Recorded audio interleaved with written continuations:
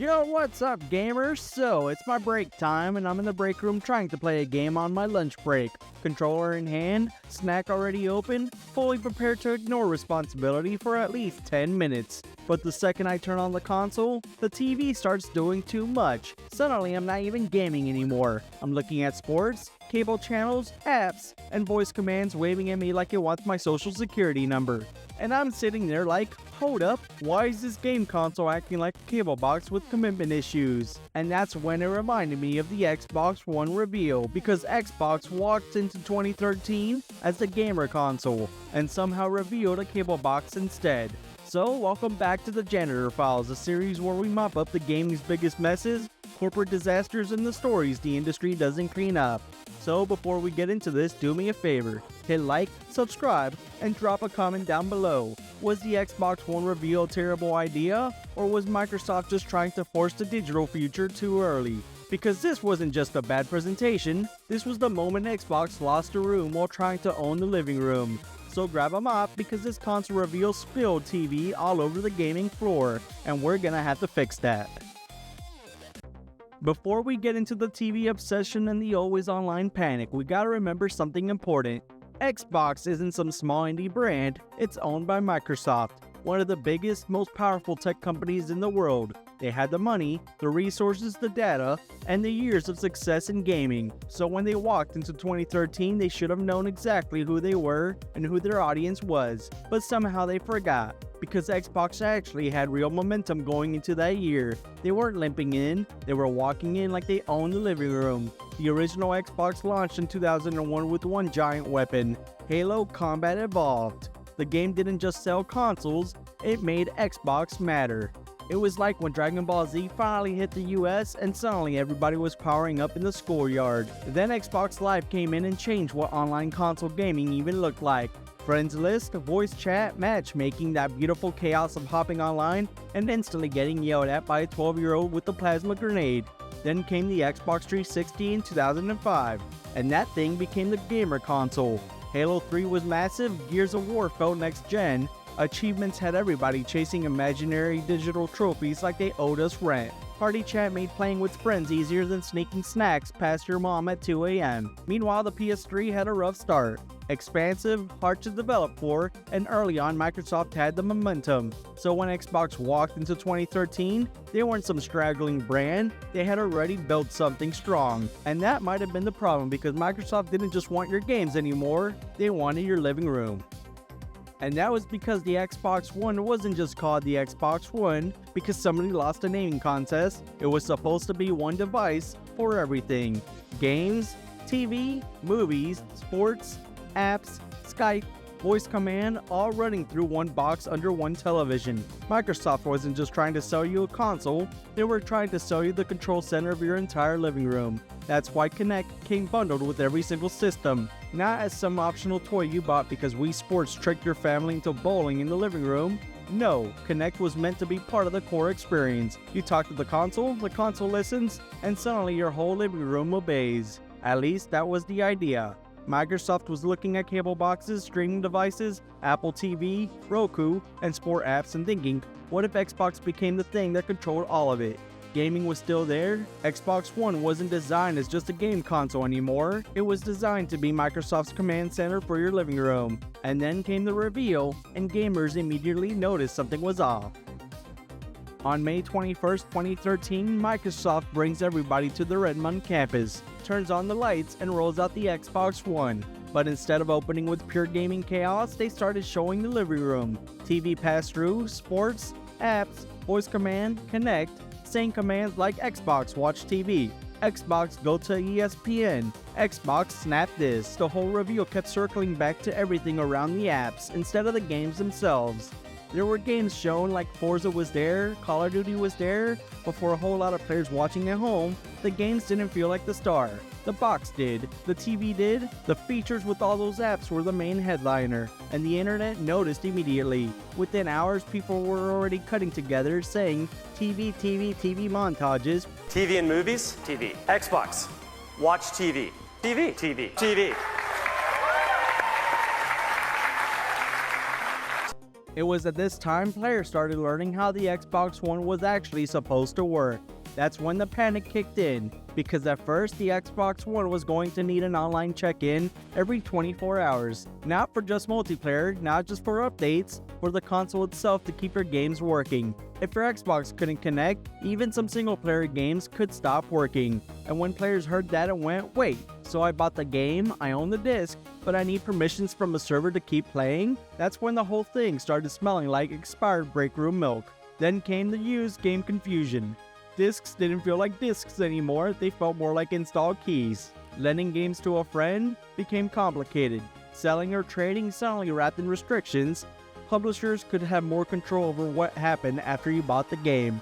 And for players who grew up borrowing games, renting from Redbox, trading copies, or buying used because new games were expensive, this felt like Microsoft was trying to take the front door off game ownership and replace it with a login screen. Then Kinect made it even creepier.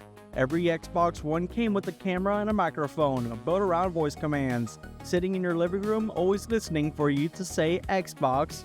Was it actually spying on people? And that became the debate. But the actual fact that people even had to ask that question was already a problem. The console didn't just ask players to buy games, it was asking them to trust Microsoft with permission to keep playing with them. And that trust was already cracking. Then Microsoft said something that poured gasoline on the mop bucket. It was around the E3 2013 where Don Matrick gets asked about people who don't have reliable internet. Instead of calming everybody down, he basically hands the internet a flamethrower. His answer was that Microsoft had already had a product for people who couldn't connect. It was called the Xbox 360. Fortunately, we have a product for people who aren't able to get some form of connectivity. It's called Xbox 360. Right. So stick with 360. That's your message if you don't like it? If you have zero access to the internet, that is an offline device. I mean, seriously, when I read the blogs and thought about who's really the most impacted, there was a person who said, hey, I'm on a nuclear sub. Right. And I don't even know what it means to be on a nuclear sub, but I've got to imagine that it's not easy to get an internet connection. And players heard that like, oh, so if my internet is bad, I should just stay last gen? This is not the answer you want when people are already worried your new console treats ownership like a rental agreement with extra steps. Then the examples got even worse. People brought up military members, folks in rural areas, and players without stable internet. And the conversation just kept sliding deeper into the trash compactor, because the issue wasn't the policy anymore, it was the way Microsoft talked about people worried about it. It didn't feel like we hear you, it felt like this is the future, so you can either catch up or stay behind. And while Xbox was still trying to explain why your offline games needed permission slips, Sony walked on stage with the easiest layup in console history. Then it was like Sony knew exactly what to do. They stepped into the E3 ring, and suddenly, instead of giving some complicated explanation about licenses, cloud checks, and publisher permissions, Sony kept it simple. Jack Tretton basically went out there and said, for instance, PlayStation 4 won't impose any new restrictions on the use of PS4 gamers. Disc-based games don't need to be connected online to play, and if you want to play single-player games offline, you don't have to check in every 24 hours. And that's when the crowd lost it, because Sony wasn't just announcing features, they were answering every single Xbox controversy one after another in plain English. Then they dropped the used games sharing video.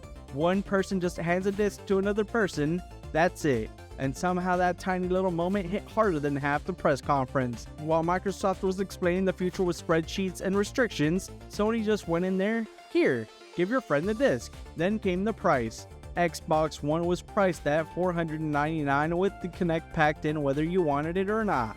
PlayStation 4 on the other hand, $399, $100 cheaper. No always online drama, no used game confusion, and a message that felt like, we still know you're here for your games. Microsoft handed Sony a mop, and Sony used it to clean the floor with them, and that's when Xbox had to hit the emergency reset button. Oh, how things have changed. Going back to the topic, Xbox heard the reaction loud and clear. On June 19, 2013, before the console even launched, Microsoft decided to reverse the course. No more 24-hour online check-in. Disc-based games could be played offline after setup. Used games, trade-ins, and lending to friends all went back to working the way players expected.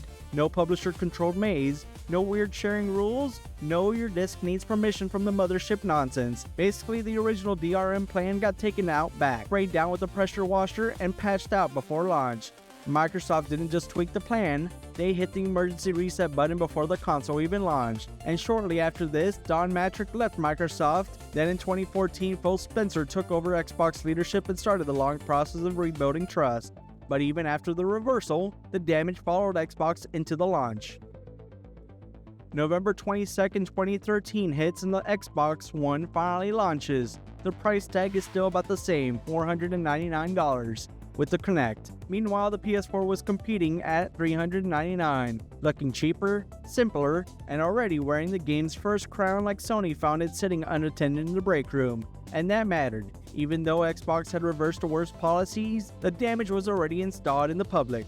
The Xbox One didn't launch with a clean slate, it launched with baggage. The kind of baggage that makes the airport conveyor give up and call maintenance. The PS4 pulled ahead early, and over the generation, Sony won decisively. Microsoft eventually released the Kinect-free Xbox One in 2014 for $399, but by then the narrative had already been poisoned. The console may have launched, but the brand damage had already installed itself. But here's the weird part. Microsoft may have lost a battle, but parts of their future still happen. As the years went on, digital libraries became normal, subscriptions became huge, players started buying fewer discs, downloading more games, and building entire collections tied to accounts instead of shelves. Then in 2017, Xbox launched Game Pass, and suddenly the whole strategy started shifting, not just consoles, but services, PC, cloud gaming, subscriptions, and an ecosystem instead of one box under the TV. So in a strange way, Microsoft wasn't completely wrong about where gaming was going, they were wrong about how to get there. Because the issue wasn't just digital games, it wasn't just online features, it wasn't even the idea of a connected future. The problem was control, timing, and trust. They tried to force the future onto players before players felt like they had a choice. And that's why this reveal and story still matters. The Xbox One reveal still hits differently. Because this wasn't just a bad presentation, it wasn't just too much TV, it wasn't just Kinect waving at people from the entertainment center like a haunted webcam. This was the failure of trust. Microsoft forgot the audience that made the Xbox powerful in the first place. The Halo players, the Gears players, the Xbox Live crowd, the people who spent an entire generation building friends lists, buying games, trading discs, and treating Xbox like the place where gaming happened. Then Xbox decided to walk into 2013 and basically said, what if your games needed permissions? And players said, absolutely not.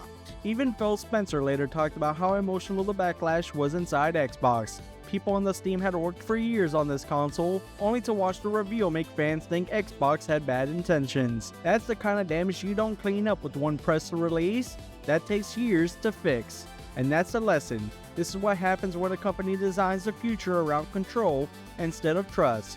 Well, that's all I got.